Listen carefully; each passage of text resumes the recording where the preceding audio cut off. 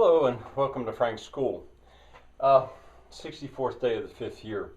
I'm talking about a movie I imagine called Resurrection, but time out already. I've only begun, but I already feel like I need to say time out. Yesterday was the Super Bowl, and I found myself feeling so silly in a way. So silly because of what I'm doing here. Um, I hope I'll get over it. I think I'll get over it. But, uh, to watch, being here in the United States, sitting, watching television and watching the Super Bowl, it's just so different. And yet, in a way, that's the very reason that I'm going to adjust this, that I'm going to so much bother to try to do something hard for me and different. What a yeah, I guess the words fail me, but a blast of money and expense and kilocalories. When it comes right down to it, with me, it's kind of always kilocalories. I remember leading up to the Super Bowl, there was a story about five old guys. They were older than me.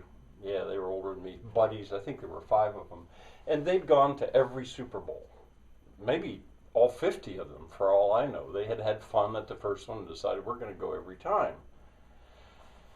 There was nothing in there about their wives, and I didn't see if they were wearing rings, but there were these five guys, and they were having this fun.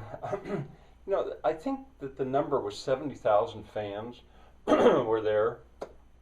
I have no idea of the price of a ticket. I think they go as high as $20,000. I mean, maybe you could get a ticket for $1,000, maybe. I don't know. Some of those tickets are way up where you can barely even see the field. I just do not understand this, and I just cannot relate to it. Uh, I'm a very regular visitor at a Mennonite church. It's not exactly what I would say my church, but I'm a very regular visitor. I go every Sunday, and to some extent, there I'm among people that maybe I'm a little bit closer to. But the national anthem. There was an overflight of, I think it was 5 jets. What are they? The Blue Angels, I think they're called, or something like that.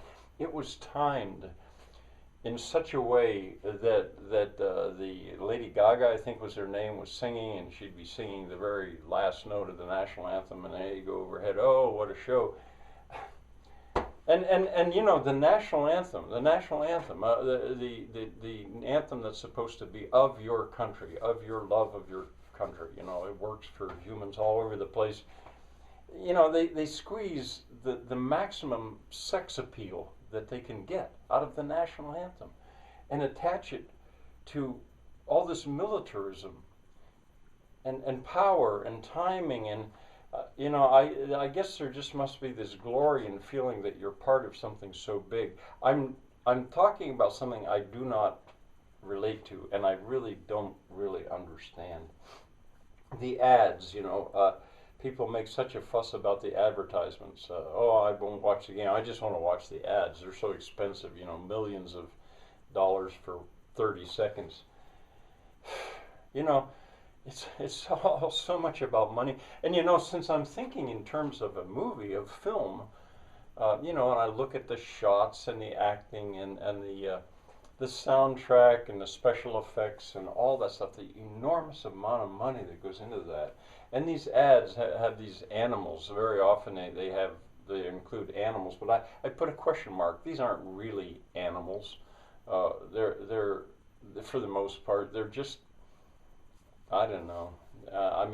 There's an irony there and an inconsistency that you can see. I really have trouble with this, and that's why I'm taking this time out. I wrote here. Especially yesterday, but I've felt otherwise. Like I'm a voice crying in the wilderness. No one hears it. I'm crying out there in the wilderness. What good does it do in the wilderness? Well. And then, am I another species? Like probably had some students, former students would say, "Oh yeah, absolutely, you are." Uh, yeah, it could be. I don't know. I just I guess it's a matter of culture, and I shouldn't make this much of a fuss over it. This is simply not my culture. And I was so discouraged yesterday in a way. I thought I'm just gonna give this up. No one's gonna listen to this anyway. This voice crying out wilderness. You might as well just save your breath. I don't think I will. I think I'll keep going, whether anybody pays any attention to what I'm doing or not. And because really, I'm going to back up to the fact that I'm trying to. I think the paradigm needs to be shifted. That this is work for not the paid, not the bought poets and artists, not mammon. I begin to. I don't even know if I can spell it right, but mammon or something like that. Money, wealth, greed. It not them, but the work of nonetheless artists, poets. As I said earlier, to change the paradigm. There is a better way, not only for the planet, but also for people.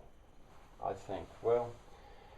And then I think to myself, the movie that I'm describing, could it be made? Could it be an American movie? I don't think so. And what a huge challenge that would be for some movie maker like George Lucas, who has said recently that he's ready to try to make some other kind of movies. I don't know. You just almost automatically you have to go to France or some other country that doesn't have those resources to make the kind of movie I'm talking about.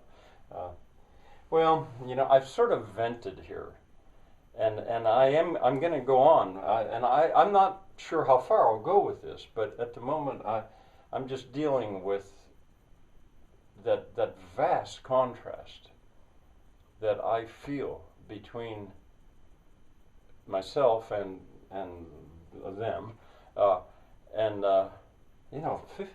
50 times those guys.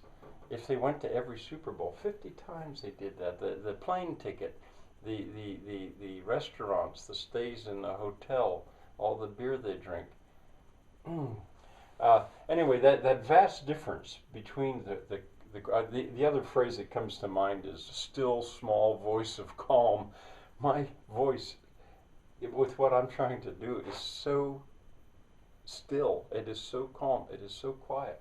And that was just such a blast. All right. Well, there you go. I vented. Bye for now.